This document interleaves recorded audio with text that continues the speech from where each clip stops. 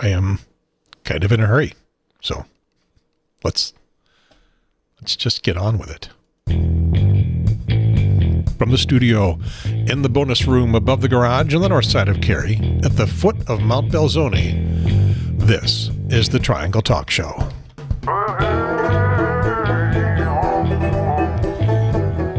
This is episode 73, Just the Facts, Ma'am. December 19th, 2019.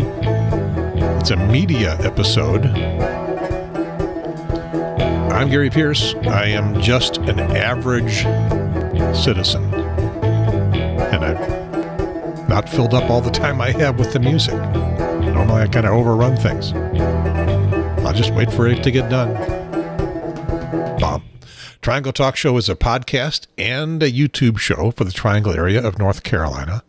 We cover anything we want to. Some progressive politics now and then. That's not all. Not really politics today. The website is thetriangletalkshow.com. We got a Facebook group. It is also called Triangle Talk Show. On Twitter, we are at Talk Triangle, which I think is cool, but only a mistake. On YouTube, 65 subscribers, working our way up to 100 till we get there. Hard to find us on YouTube. Go to the website and click the YouTube button. The website being triangletalkshow.com, and then subscribe. When we get to 100, then we get a custom URL, youtube.com/Triangle Talk Show. Someday, maybe within the first 2 years. The Triangle Talk Show is also, it's really just a vanity project for me. I'm Gary Pierce. So on with the show. I'm going to give you a Cancer Cast update at the end of the show. But at the beginning, it's going to be Just the Facts, Ma'am. It's going to be an interview with Jordan Shrader. Jordan is the politics editor at the News and Observer, and we're going to be talking about their fact-checking process. Process? That's not what I wanted to say. The project. There we go. Their fact-checking project. We'll learn all about that. Okay, 2 facts. 1, Jack Webb never said, "Just the Facts, Ma'am," on Dragnet. I tried to steal a clip of it, and if I could find it, I would have stuck it in there. Instead of me, it would have been Jack Webb saying, "Just the Facts, Ma'am." I couldn't find it. I could find a Dan Aykroyd version, from the movie they did, but not a real Jack Webb anywhere on YouTube. No one had that in there. So I kept getting this link to Snopes as I was searching for it, and I finally looked at the link, and it turns out he never said it. He said things like it, but he never actually said that. Okay, fact number 2. I pre-recorded the interview with Jordan Shrader. I did that earlier today. It's something I almost never do. Usually the show it's recorded, maybe it's YouTube Live, beginning to end, one shot. For some reason, I wanted to pre-record it with Jordan today. Excuse me. And I screwed up the audio. And now that is something I do a little bit more frequently. You may remember me mentioning that I had to rebuild this Wirecast system, more or less from scratch recently. Computer problems. And I missed a setting. The setting that routes the audio from the mixer here. Got a shot of that there. Yes. Audio mixer. It routes the audio from the mixer into the computer, and Wirecast is the computer program that acts like a TV studio. So I missed a setting that routes audio. So when I interviewed Jordan and he was on the phone audio didn't get into Wirecast. At least it didn't directly. My microphone did get recorded, and that was by mistakes that are too complicated to explain, and you don't really care. It got recorded, but not the phone. The phone audio did get picked up by some little speakers that I've got. You can't really see them, but they're back there behind all that stuff.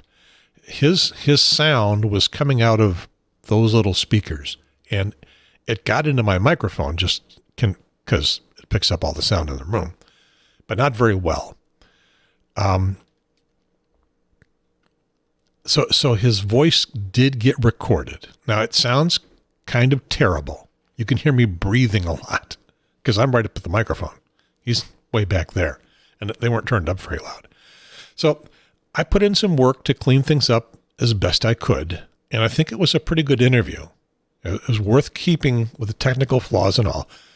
His voice is clear enough. You can understand what he's saying, and I think it was worth having. So we'll play it, and then when it's done, I will come back and give you the quick Cancer Cast update.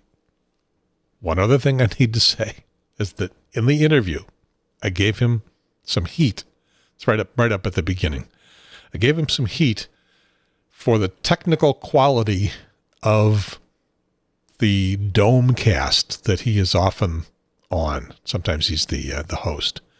The Domecast is a podcast by the News and Observer, and they're newspaper men. They're not television or radio or podcast engineers. And it's one of those things that it doesn't make them any money. They don't put any ads in it. It may get a few people, kind of interested in subscribing to the paper, or, get them sort of,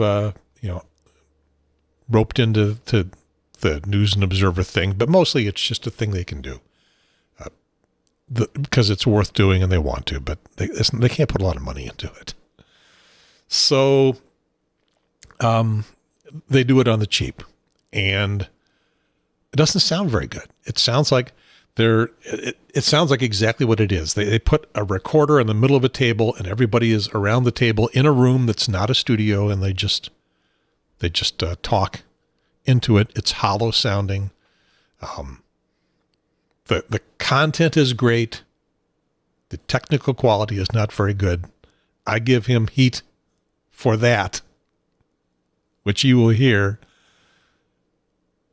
with technical quality that is worse, that absolutely sucks because I screwed things up. Okay. So I just wanted to admit that up front. You're going to hear it. Oh, the irony. All right, let's go. Jordan Shrader is the politics editor for the News and Observer in Raleigh and the Durham Herald, and he's one of the people that's in charge of the News and Observer's fact-checking project. And Jordan, welcome to the Triangle Talk Show.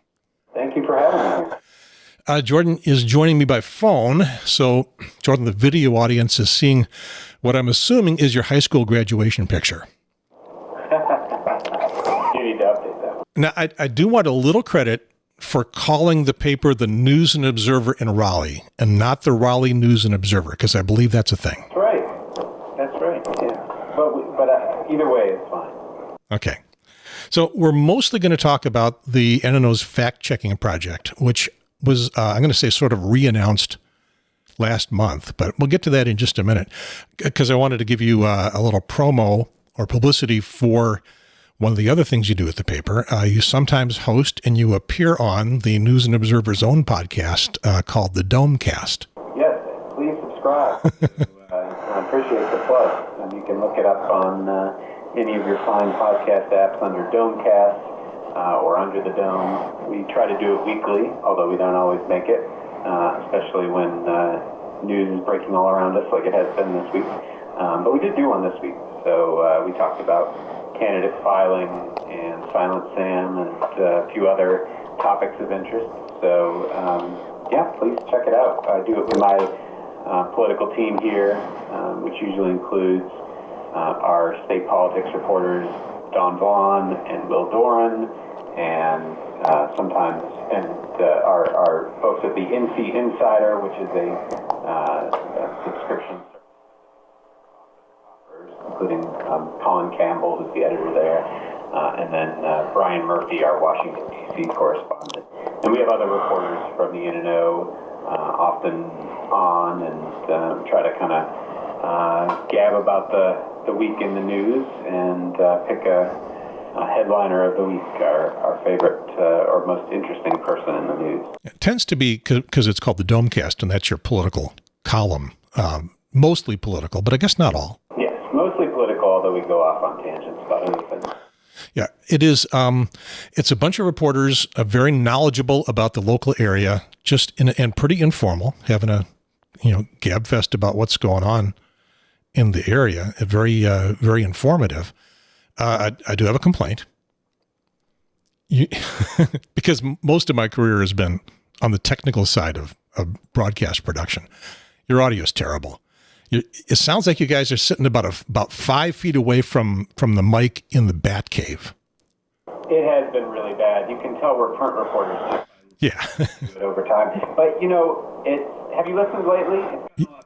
I've just listened to the recent one, and that's... No, it hasn't gotten better. Then you'll be surprised to know that it was even worse before. But we are working on it. So you're absolutely right. This sound is not great. I'll be glad to come down and give you some free coaching on how to do that, if you like. All right. So now that I've insulted you at least a couple times, on with the show. This is the announcement of the fact-checking project, sort of the re-announcement. It's from November 20th. Election season is here, so is our latest fact-checking project. What should we check? Now, you guys have been doing fact-checking for a while, so I'm calling this a re-announcement. I guess, why am I doing that? We've gone through a couple iterations of it, and we started in 2016 as a partnership with PolitiFact. And we're no longer partnering with PolitiFact, but we are committed to continuing fact checking. And we have a process for fact checking that we go through that's a little bit different than the reporting process, which I can talk about, the regular reporting process. But the goal is really to try to fight misinformation in these upcoming elections.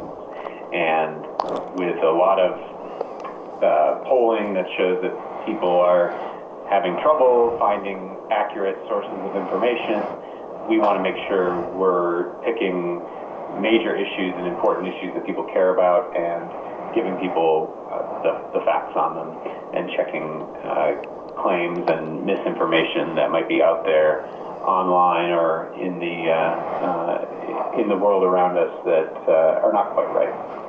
Okay. Well, you've answered all the questions I have, so thanks for calling. Fact-checking stories tend to get my attention. I will have to admit I can't read everything, even in the print edition version of the News and Observer. You'd be at it all day, at least at my reading speed. But those stories always get my attention, and I tend to go through them pretty carefully. Do you see that in general readership? Is fact-checking a big thing? It varies. They are not generally breaking news where some of our biggest readership is.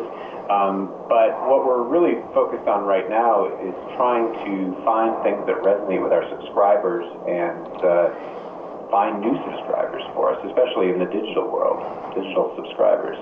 And we have found that fact checks do well in that regard.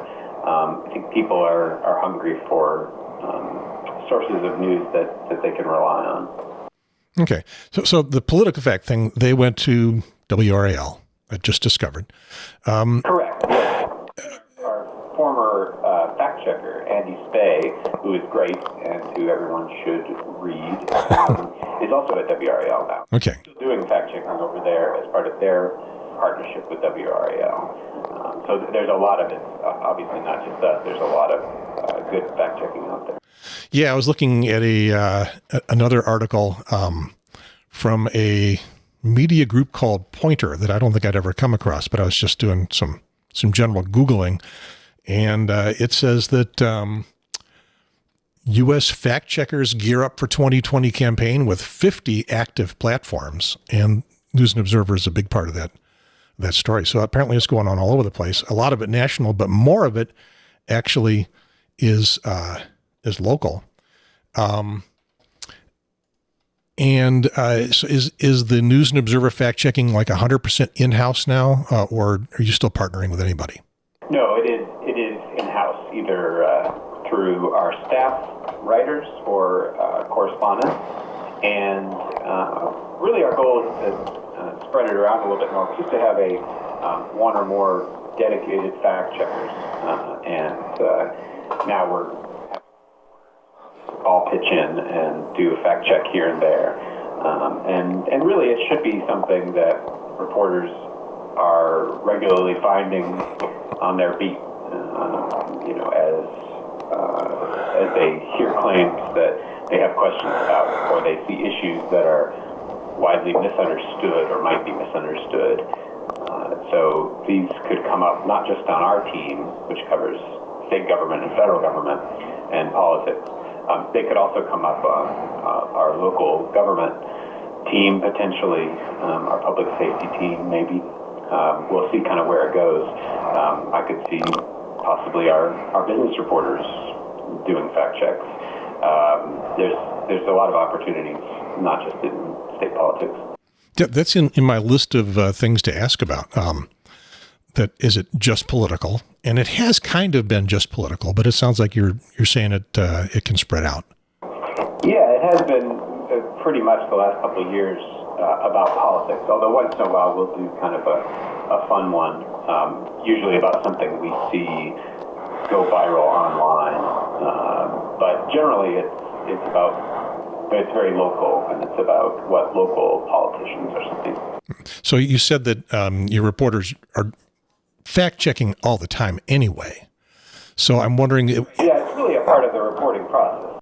Yeah, so is there different preparation, or is it mostly different presentation?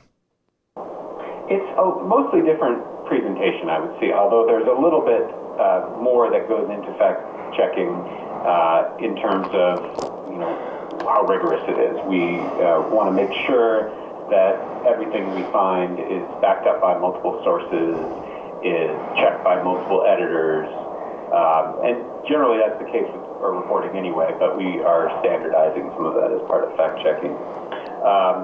But yes, I mean, it's pretty typical and should be common for reporters to include some claim in their article and then provide the facts about what is really the case with that, and that may contradict whatever the claim is that's being said, or may back it up. And so that should be you should be seeing that in regular news stories anyway.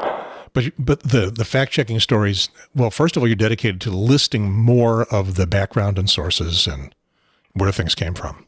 Right, and that's something PolitiFact has done, and we really like that, a list of sources, so that, you don't have to take our word for it. You can go and look things up for yourself. What happens if a source is anonymous?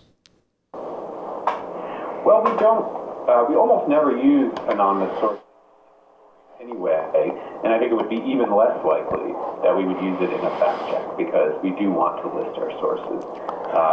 And that was already true with PolitiFact. PolitiFact had a strong policy of not using anonymous sources. Now if somebody wants to tell us something that, we get an anonymous tip, or a tip from a confidential source, someone we know who it is but doesn't want their name used, we'll check out that tip for a news story. And if we can verify it with on-the-record sources, then we may write about it. We're not typically using anonymous sources. And, I don't really like the term anonymous sources anyway, because I think it gives people, this is one of those things where people get misinformation. They think, well, anonymous sources, journalists are just using anonymous people. Well, they're not anonymous to us, even when reporters are using them. They're people who we're keeping confidential. But it's very rare for us to use confidential sources, because we do want to have people named to back up what they're saying. So I guess if I'm thinking that it is rampant, or it is common in the national press. Sources, yes. Yeah. Confidential sources. The Washington press. In a typical national publication, you'll see it all the time. Yeah. But if we look more carefully at the News and Observer, it's not that big a deal for the local stories. Yeah, you won't see it very often. Yeah, you might see it in some national stories that aren't coming out of this newsroom, but it's fairly rare. And when it does happen, it needs to be approved by our top editors. So a little journalism 101. How do your reporters get the facts? How do they separate them from spin and lies and misdirection? Right. Well, I mean, each reporter has a beat and becomes sort of an expert over time in that beat, and so they get to know the sources that they can trust and the ones that are just giving out spin. We look for primary sources whenever we can.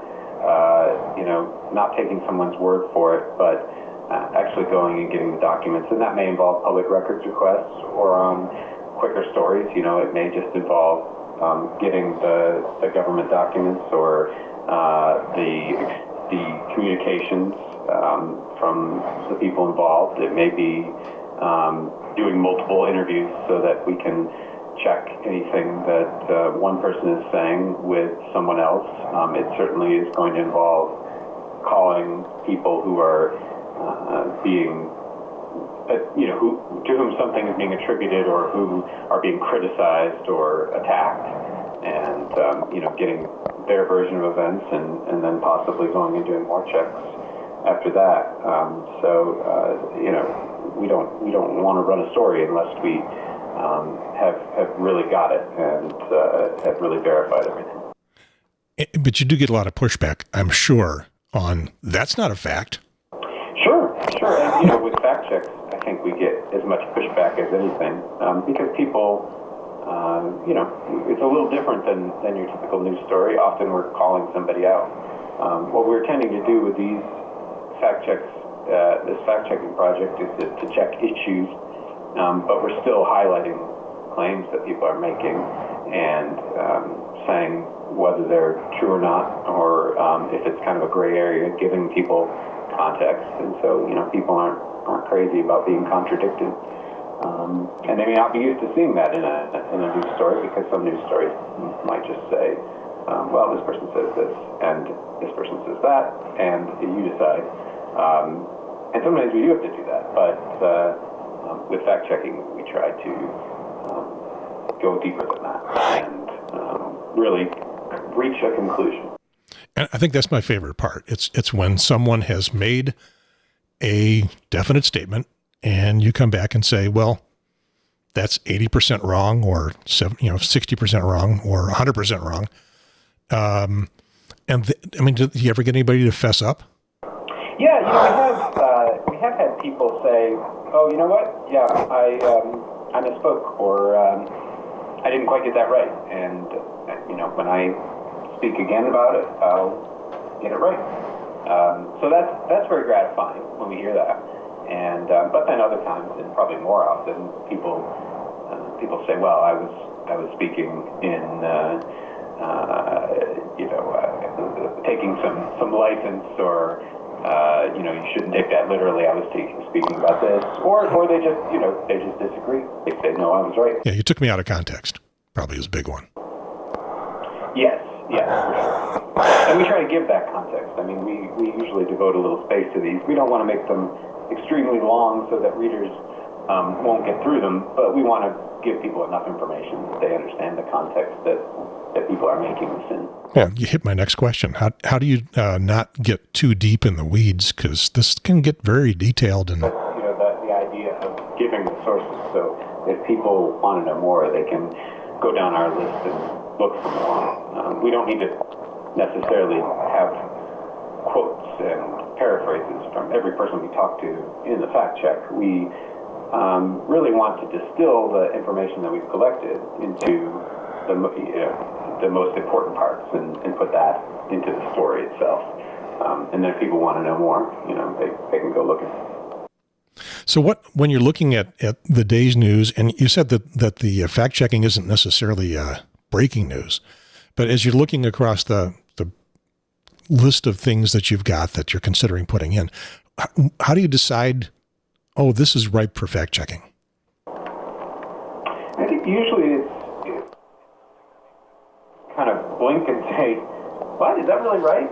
And then we also don't want to just have a gotcha fact check that where somebody has said something that we think might be suspicious, or It's just surprising, and we're going to jump on that and write a whole fact check about it. For one thing, that might get that statement out further to the public where they haven't even heard it before. I mean, we don't want to amplify something that might turn out to be wrong, that maybe nobody even really heard. So just because somebody said something in a meeting, we don't necessarily want to go do a fact check on that. Really, we want to look for things that have been widely repeated, maybe in different versions of the same statement, or is a big talking point for a party or group, and many people are all kind of repeating the same canned language that might be incorrect or misleading. Something that is getting out to people, whether it's gone viral online or it's widely seen on TV or in a newspaper, a newspaper ad, a TV ad.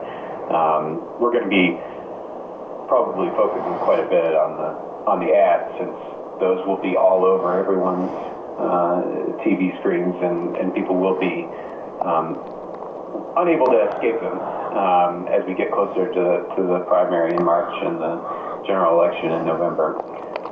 And so we want to do things that are timely and have to do with issues that people care about. We don't necessarily want to take some obscure issue and explain it, that unless it's very important to people's lives, or really important to how people are going to vote. We're looking for things that are going to make people make better decisions in life, whether that's to vote or some other kind of behavior. Yeah, the ad thing reminds me that I wasn't thinking about that because we haven't been deluged with them yet. But yeah, they're ripe for statements that can be based on less than the full truth.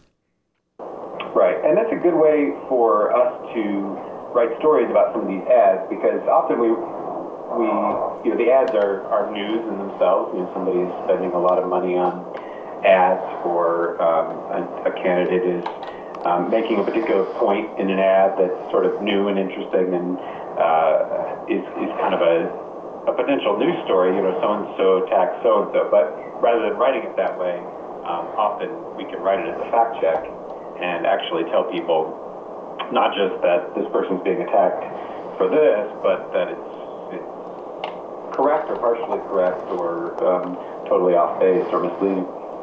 The politicians must know that they're going to get fact checked when they put on an ad. Do you get any pre-pushback?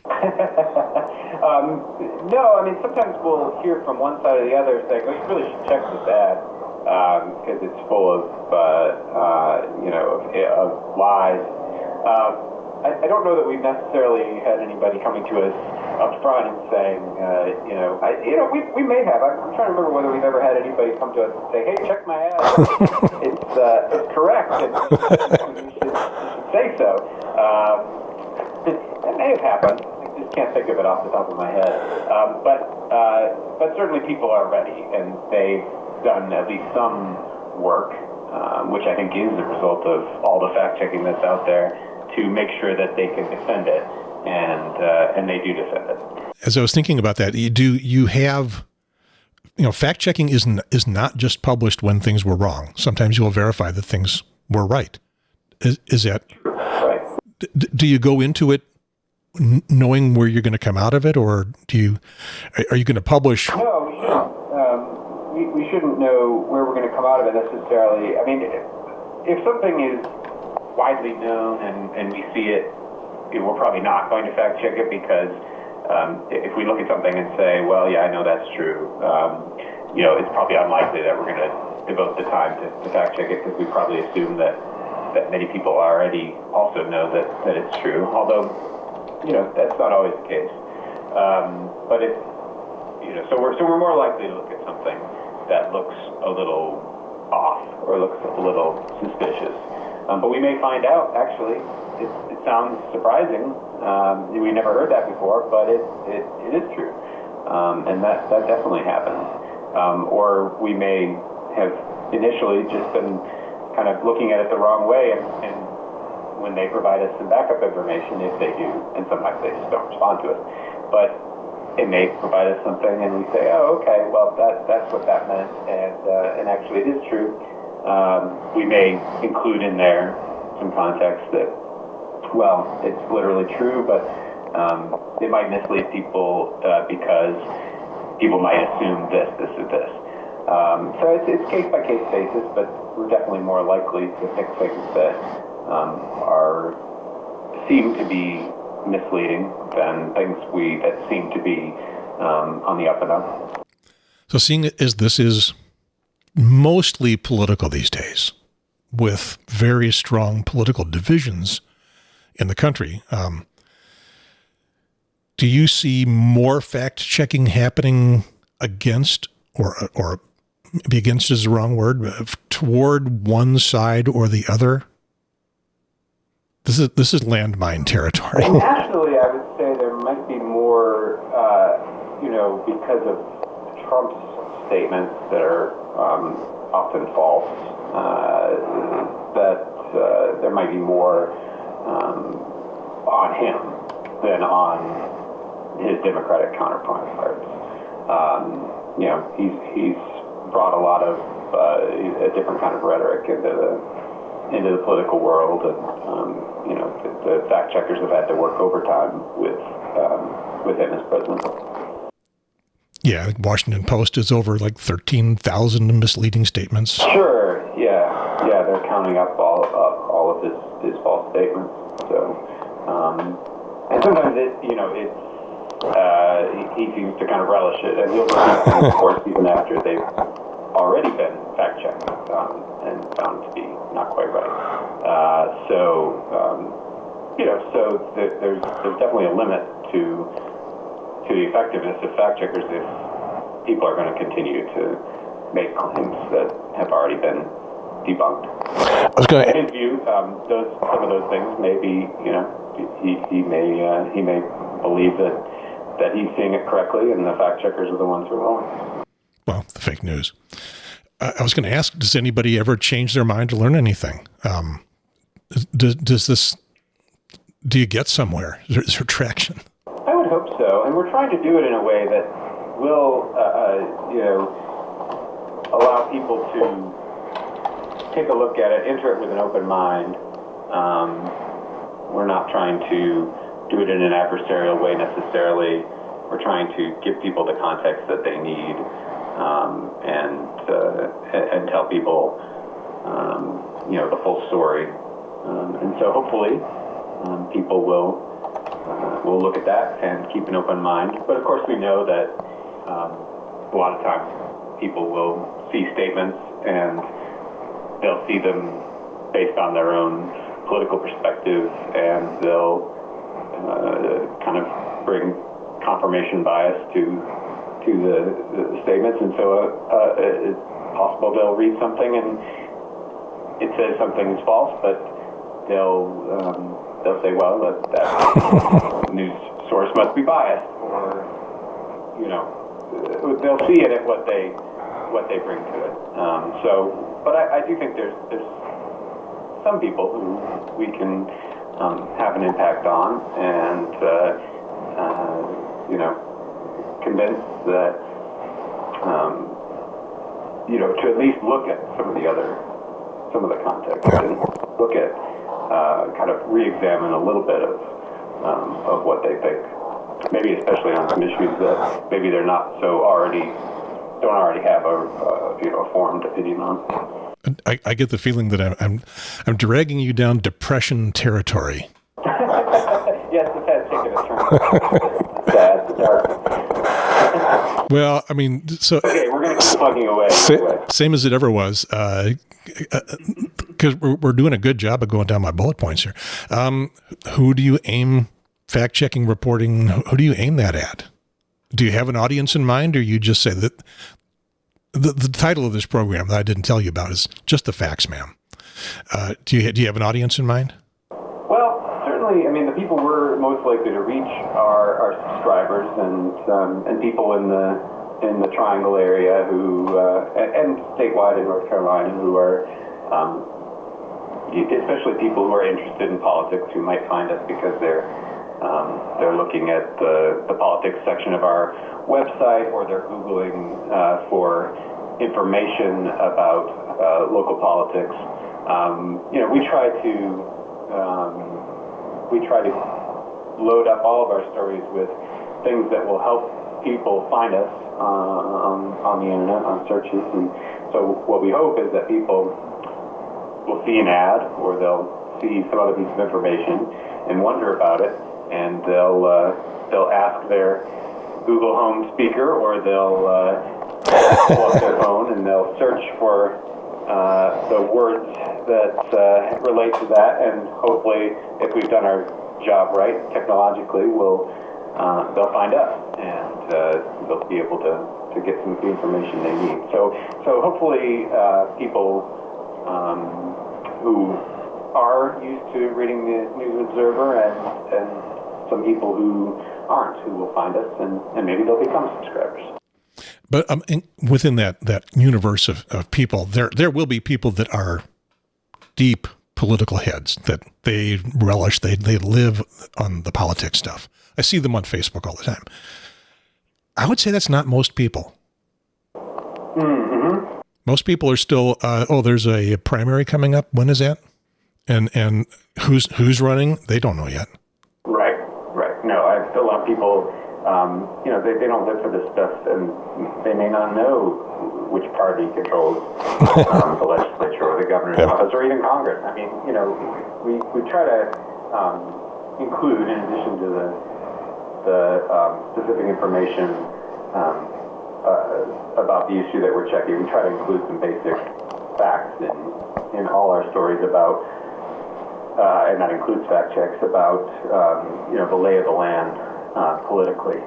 We don't want to assume that people know that, the legislature and the governor are fighting over the budget and having the budget passed and for 4 months into the budget year. I mean, that's not necessarily, that's certainly when I'm reading about, when I'm reading news stories that aren't something that I read about on a day-to-day basis. It helps to just have a little grounding on things that I may kind of have an idea about, but all the specifics about. Yeah. When I was starting to do this show about a year and a half ago, and realizing that I was one of those people that wasn't paying a lot of attention. I mean, I had to work hard to memorize the name Phil Berger and Tim Moore. I had to work hard to retain that beyond 15 minutes past I read it in a story. And of the audience that we have out there, there are going to be a bunch of people that say, who? So, Phil Berger is the leader of the Senate. I guess not, we don't call him president in the Senate. What do we call him? Right. He has a title, President Pro Tempore, but he's usually Senate leader. Yeah. Is the typical. Yeah. And then Tim Moore, the Speaker of the House. Yeah. For North Carolina. Republican leaders who are, that's North. So two Republican leaders in the legislature who are really the most powerful, and in a lot of ways more powerful than the governor. Yeah. And I know my representative, my state representative, and my state senator, and my U.S. congressman. And I think that makes me a unicorn. So, I mean, most people, and I don't get very much deeper than that. The rest of the stories, I'll get halfway down the story and I'll see the third mention of somebody's name and I'll go, oh, wait a minute, now I got to go back and find the paragraph where they explained who that was. So this is your focus group of one. Once again, depressing. On the other hand, there are very active people, as I have discovered doing this, people that are deep into all of this stuff. They showed up on the Bicentennial Plaza, downtown Raleigh, a couple nights ago for the impeachment rally. Folks like the Tuesdays with Tillis, they'll gather anywhere between a dozen and a couple of hundred people at the Federal Building on New Bern, east of downtown, every Tuesday to march and show placards and wear funny costumes and generally behave very politely. Did they get anything done? Are they spinning their wheels, or do they have an effect? Well, I think it varies. I mean,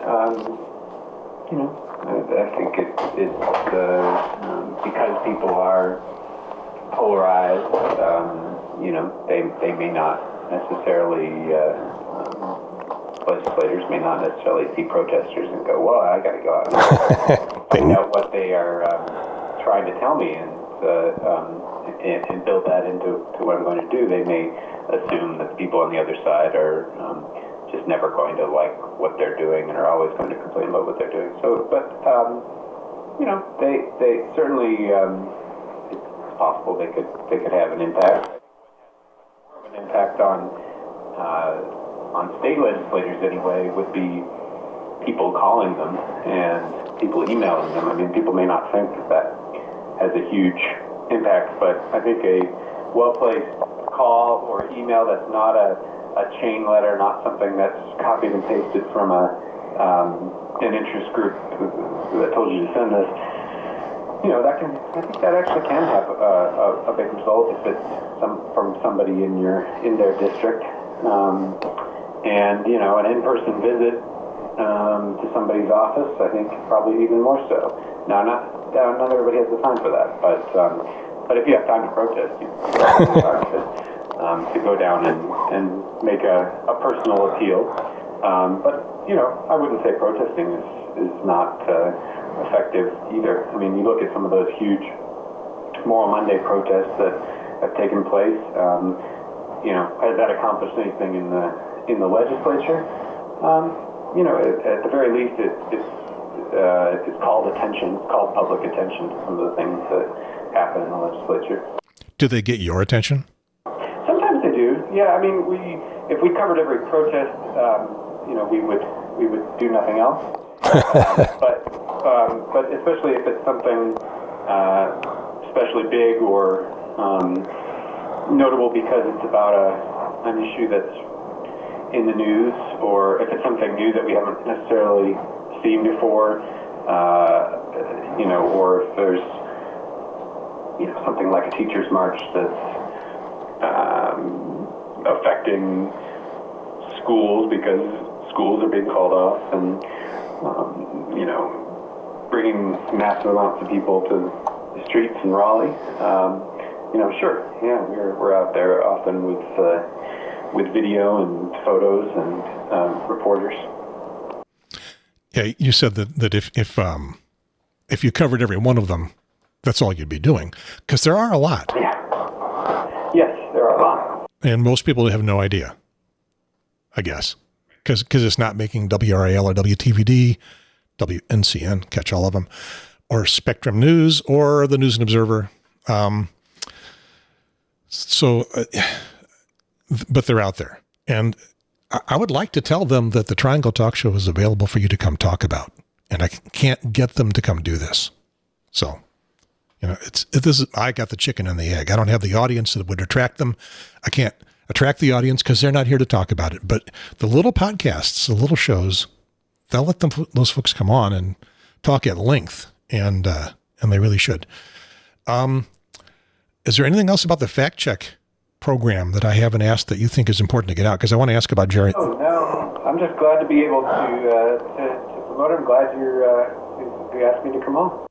And I appreciate that. I wanted to also ask you a little bit about gerrymandering, because that's a big thing in the news right now. Is it possible to give a short story where we are? Sure. Oh, I was surprised. I thought you were going to say, no, there's no short story. This is book length. But I can give a very short version. Okay, the elevator speech. The very short version is that all the maps that the legislators drew in 2011 after the last census were overturned on the grounds of racial gerrymandering. And then the 2016 and 17. And then those were overturned or threatened to be overturned by the courts on the grounds of partisan gerrymandering. Politicians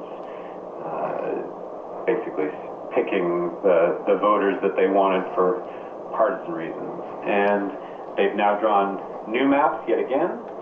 And so we have all new maps for the 2020 election. And that has caused lawmakers to have to scramble to figure out what they're doing. And tomorrow is the last day of the candidate filing period, so everyone has to have made their decisions. And at the congressional level, which is sort of the most high profile, 3 Republican lawmakers have now said they won't be running again, at least partly in 2 cases for sure, possibly in the 3rd case because of the new districts that aren't as favorable to them. I'm not sure how short that was. A lot shorter than some of our stories. And it's probably too short because I'll still have a few questions. First of all, we're talking about 2 levels of voting districts and divisions. We've got the state for our state legislators and senators, or Congress, state representatives and senators, and U.S. Congress. And both have been redrawn. Correct. And all of them are up this time around. And they will all both be drawn again after the 2020 census. So this will be the only election that will use these districts. The census, they've already been changed, so they changed again after this election. Yeah, all this ballyhoo, all the past 10 years we've been going through for one election. But what's the outcome of those changes? Did anybody get what they wanted? Is it going to be more fair? Is there a way to determine fair? Yeah, it's hard to determine fair because you would think that in a fair system there would be a lot of districts that we don't know how they'll turn out, and they might go to the Democrats, they might go to the Republicans, and that's just really not the case on the congressional level. We can pretty much say. And who knows what could happen if the Democrats do extremely well, the Republicans do extremely well. But generally, we kind of have an idea of how the congressional districts at least are going to go. It was a 10-3 map, 10 Republicans, 3 Democrats, pretty much, national scenario, blue wave or red wave. I mean, it pretty much was electing 10 Republicans and 3 Democrats. They've now redrawn it so that there are 2 more Democratic seats, Democratic leaning seats. So there'll be 5.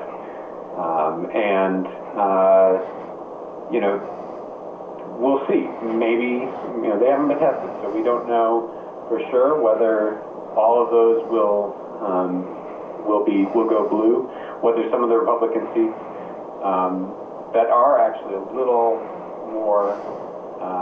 less red than they were before might flip. Mark Meadows' district out in western North Carolina in the mountains was redrawn to include all of Asheville, whereas before Asheville had been split. So that made it a little bit more blue, still fairly Republican leaning. He's one of the ones who announced, in fact he announced this morning, that he wouldn't be running again. And we don't know yet who the candidates are, so it's a little hard to say whether there's a chance that might flip. But it's still pretty Republican leaning. Not a lot of swing districts, really no clear swing districts in that map.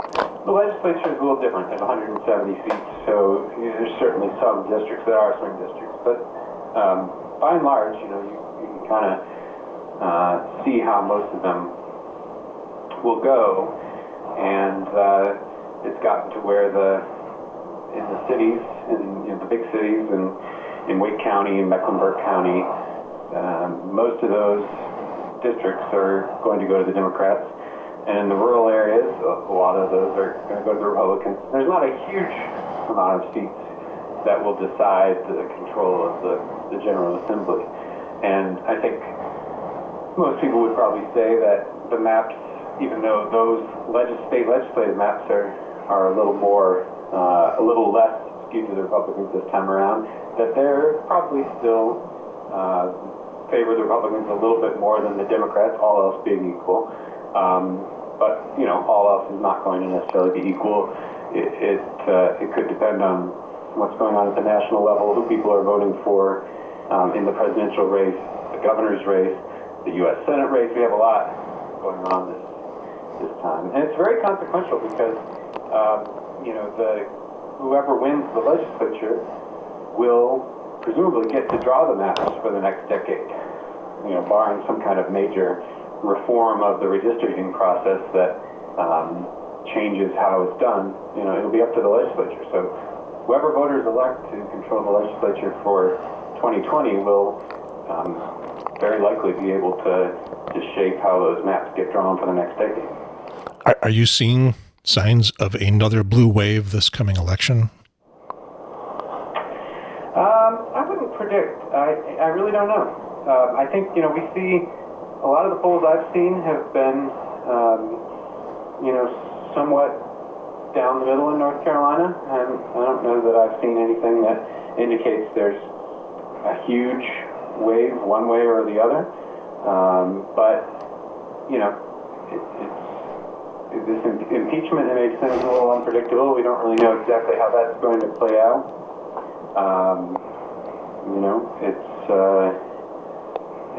It could depend on who the Democratic candidate is. If that's someone who doesn't play well in North Carolina with more moderate voters, that might not help the Democrats' case, and that might drag down people lower in the ballot. On the other hand, if you have somebody who can really fire up the base on either side, of course we know Trump can fire up the Republican base. If you have somebody who really fires up the Democratic base, maybe you'll see more turnout among younger voters, people of color, some of those voter groups that will make for more of a blue wave. I wouldn't predict, but it's going to be very interesting. It's going to be a very interesting year. Are you just kind of, rubbing your hands and chortling and saying, yeah, politics, this is the year, we're going to have a great time? Because it's your beat. North Carolina rarely has a shortage of news. You don't generally sit around and say, boy, wish there was something. Well, it's more like, boy, I wish that we, we're not as buried so that we could focus on some of these longer term things. And we do take the time to, we have to make the time to carve out time to focus on longer term projects that we want to do, because if we just chased every, bit of news every day, and we could spend, again, do nothing but that. Do you feel like, from the journalistic point of view, do you feel like that all the national stuff, impeachment particularly, has sucked too much air or most of the air out of political attention, even locally, or are people dividing their attention? That's a good question. I do think people generally, anyway, pay attention more to federal politics, and the state and local is an afterthought, that's tough for us, because that's our bread and butter, state and local politics. We're not writing as much about what's going on in Congress, except as it applies locally, and we're not writing as much about President Trump. We might get those stories from a wire service and put them out there for people, or people in our other parts of McClatchy, the company that's over the News and Observer, might have stories that we try to get out to people. But generally we're focused on North Carolina politics, and it's always a challenge to try to get people to pay attention to that, especially because they just don't. A lot of people don't know as much about state politics, as we said, and who's in control, and what the dynamics are, as they know about the presidential race that's always in their social media feeds and on their TVs. And so I think it's always a challenge. It's probably a little bit more of a challenge even when there's such craziness going on at the national level. So maybe with impeachment happening yesterday. See, I'm paying attention to the news. Maybe with that happening yesterday, you got a little window, or are they never going to stop? You mean because it's over? Yeah, it's over, but is it over? yeah, there'll be more developments though, and then I think over the holidays we see people turn their attention to other things, and aren't necessarily going to pay attention to national, state, or local politics. They have other things on their mind. Yeah. And some people won't pay attention to those things until very close to when they need to vote, and maybe some people not even then. But, we'll do our best to try to get the word out that, yes, people shouldn't wait until November of 2020 to kind of figure out what's going on at their state and local levels, because, well, first of all, there's a primary March 3rd that is going to decide a lot of races, because just like we talked about how so many of these districts are either red or blue, and they're probably not going to flip. The primary is where it gets decided, and so it's actually really important to go out and vote in the primary. So we want to give people the information they need to do that, whether it's through fact checks or through news stories, or holding candidates and other officials accountable and telling people about what they've been up to, so that they get the information they need, and so that they know what's going on. Yeah. And I think maybe the fact that we're right up against the holidays is about the only reason I could keep you on the phone this long. So I appreciate it. Thank you very much for being here. There are many more things we could talk about. Glad to do it. Glad to do it. And thank you so much for inviting me. And maybe we can do it again. I won't make you promise, but I'll ping your email now and then. And if you think of something you want to come on and talk about that there's not enough room for in the newspaper and the whole internet, well, let me know. Sounds good. All right. Jordan Shrader is the politics editor for the News and Observer in Raleigh, not the Raleigh News and Observer, even though that's what everybody says it is, and also the Durham Herald. And also can hear him on the Domecast every week, almost every week, on a podcast near you, right next to mine someplace. And thanks again, Jordan. Appreciate that. The fact-checking thing really does get my attention. I love reading those. All right, the CancerCast update. This is Thursday as I'm recording this. I've had a bunch of tests. I've had more results come back. And I don't have all the results from all the tests, but where we stand right now is the cancer that has riddled my body is an aggressive form of leukemia. No, it is not. It's an aggressive form of lymphoma. Now, leukemia would be bad. It's an aggressive form of lymphoma.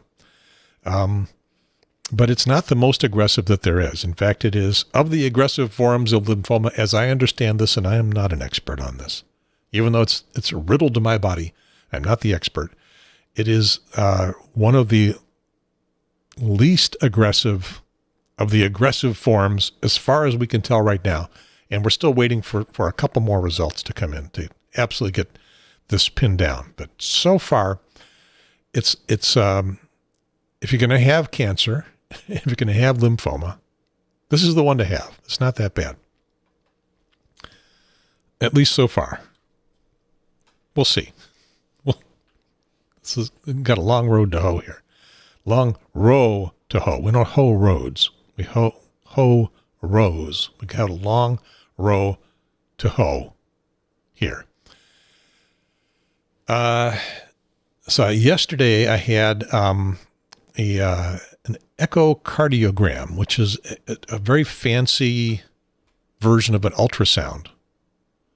Looking inside my heart, you could see the blood flowing from one ventricle, or is that what they're called? Or auricles and ventricles? Have I got that right? Oh man, high school biology. You could see it, you could hear it kind of squishing through from one part of the heart to the other. It was pretty fascinating. They did that test so that they could tell if my heart was in good enough shape or had any problems that would make it inadvisable to pump massive quantities of relatively toxic drugs, because they're there to kill things. They're there to kill cancer cells. To pump these pretty much directly into my heart. I had a port installed. It's right under there that they'll poke their needles into, and it's got a little tube and it goes into a vein that is pretty much goes directly into the heart. The reason for doing that is that we're going to have these strong chemicals, and we don't want them sitting in blood vessels trying to get distributed around the body. We want it to get into the heart mixed with a lot of blood fast as possible, and then spushed right out into the rest of my body. Okay, so that's what all that is for. And they wanted to make sure that my heart didn't have a problem, leaky valve or something somewhere that it was going to make that not work very well. I don't have the official results back from that, but I trapped the radiologist into an admission. Going to get somebody in trouble over at Rex. I said, you can't tell me what the results are. You know what they are. You're trained. You understand all this stuff, but you're not allowed to tell me, right? Yeah, that's true. They're not allowed to tell you. But if something were really wrong, inside my heart, you'd be sending me to the ER. And she said, well, I'm sending you home. There could be something less drastic wrong that would affect what's going on. But I haven't gotten a call that says, don't come in tomorrow. And tomorrow is the first day of the infusion process. You sit in the chair and they pour in the drugs. So tomorrow's the first day of that. Last night I had a PET scan, which is like most of the other scans. You lie on a little bed. They run you through a machine that goes around you. Diagnoses, makes a recording of everything going on in your body. I think they said that they were capturing eyes to thighs, almost all of my body. They're looking for more of the cancer, because we knew that it was in the lymph node that was on my leg, just below my groin. We knew it was there. The cardiologist, the oncologist, the cancer doctor who examined me afterwards, it was a cursory exam. She was just looking for a few other lymph nodes that might have signs of cancer in them, swollen up a little bit, and none were. Maybe I got something going on under there that she could maybe sort of feel, but the PET scan is going to light up anything that is showing signs of cancer elsewhere in my body. The more of that they see, the more aggressive they will consider this cancer. The less of it they see, the less aggressive, and that will have an effect on how long I get the drugs. Not pretty much what the drugs are, but how long I get them. And in another show, perhaps I'll talk more about what those drugs are, because it's pretty cool. Cindy and I also got our education day. And they, when you go to a doctor, when you go to a doctor's office, you kind of get the feeling that they want to rush you in and out, because the insurance company gives them so much time, this much time for your exam, and they got to move on to the next person. Well, I'm sure that they expand that time if they need to. And most of the doctors that I have seen don't make me feel like they're, get away from me, boy, you bother me.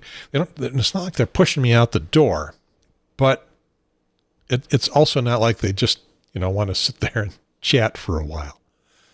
Education day was not like that. Education day, I think we were there for like 4 hours talking to a nurse who was expert at doing this. She's the intake person that explains what you're going to go through.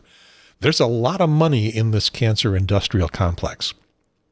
And some of it is spent in the personnel taking their time with me, showing me what's going on.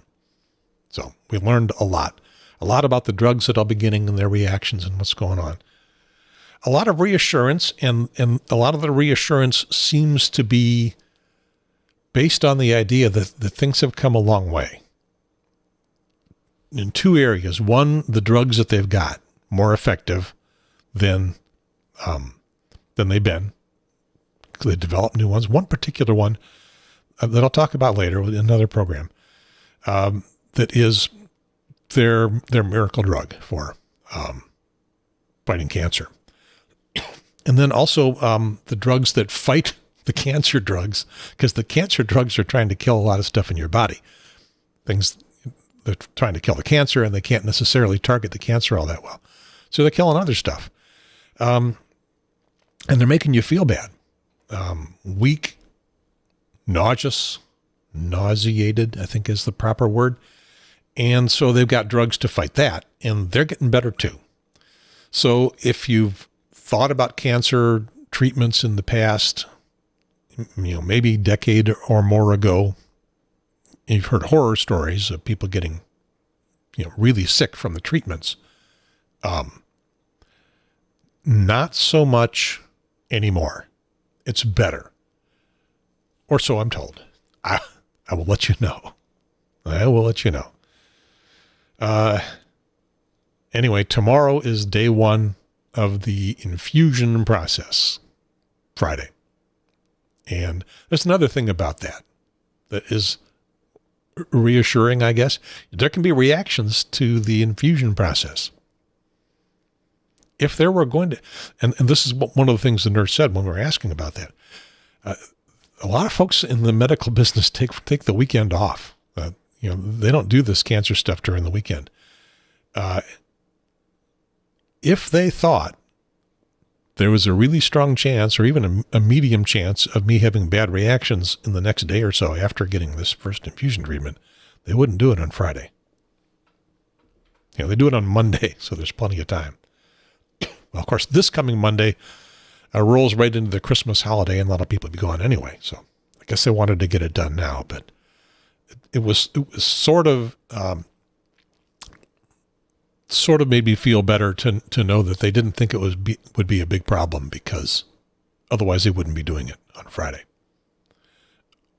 Okay, I hope that's the way it was working. Not one of those, we've got Christmas coming, we got to get this started. When can we do this? Friday? Okay, screw it. We'll do it on Friday. I don't think that was the way it was. I hope not. Anyway. What I'll feel like after that is kind of hard to tell. The stuff that I heard before, continuing to hear that, well, first of all, after you get the infusion, the next couple of days, you're pumped full of prednisone, which is a speed-up drug, a steroid. Makes you feel good, energetic. As Cindy described it when she had it after something, she wanted to clean the house all night long. But they can't give you that for a long time because it's not really good for you. So you get a couple days worth of that, and then as that wears off, then the reaction to the other stuff starts to come up. But as they said, it's not like you're going to be throwing up all the time. You may not throw up at all. It's not like you're going to be feeling weak and fatigued all the time. You will some, and you're getting a lot of drugs for nausea, so that could happen, but not like the stories that you heard. And once again, I will tell you, after I've experienced some of that, how it felt for me. And everybody's different. I've gotten stories from friends and friends of friends who have been through things like this and described their experiences, and I appreciate all that. And lots of people who have just given me well wishes and is there anything we can do for you, and let us know. When someone especially a friend, a good friend, gets a diagnosis like this, you feel helpless. You really want to do something. There may be not a lot of things that they need for you to do, except just to be aware that they know and they care, and you know that they know and that they care. And maybe something will come up at some point where somebody can actually physically handle something. Go get something, bring food, take you to an appointment someplace if you're not feeling up to it. Things like that. I've got a lot of people that are making those offers. And just about everybody else, it's like, what do I say? what do you say to anybody who's having trouble and you can't do anything about it? You feel helpless, but you want them to know that you're there. And I've been in that position a lot, and I'm not the world's best social person for, making those comments and being, being non-religious, being basically an atheist. I don't even have the fallback of I'll be praying for you, because I won't be, because I don't think that's real. But other people are. Other people are praying for me, and that's fine. I'm happy to have you do that. I think it probably does more for you than it does for me. But who knows? I don't know. We'll see. I guess that makes me more of an agnostic than an atheist. I never really try real hard to pin that down. I will say I'm an atheist. I'm an agnostic by experience and an atheist by faith. That's the way I say it when I'm trying to be clever about it. So I am learning now from this position what it's like to be on the receiving end of those wishes, and the awkwardness of people saying or feeling that they wish they could do something, knowing that there's not very much that they can. And from this position, just the idea that you're there, that you understand, that you care, and you will do something if something needs to be done. And more than likely, nothing will need to be done by you. But I appreciate that you're thinking about that. So that seems to work pretty well for me. All right, that's the CancerCast update. Now I got to go finish editing and putting the show together. A little bit more work and getting it online. All that will be done when you listen to it or watch it. And once again, I apologize to Jordan and to the listening audience, the viewing audience, for the bad audio in the interview. But I thought the interview was worth what it took to make it sound as good as it could sound. You understood. Now that on this end of things, you've heard this. You understood what he said. I think you'd probably agree that it was worth getting on there, even if it was kind of bad. And once again, the irony that I was criticizing the sound of his podcast. I could have cut that out. I could have edited that out. I didn't. Okay. It's episode 73 of the Triangle Talk Show. Just the Vax Ma'am. Jack Webb never said that. December 19th, 2019. I am Gary Pierce. I'm an average citizen. And now I am gone. Over and out.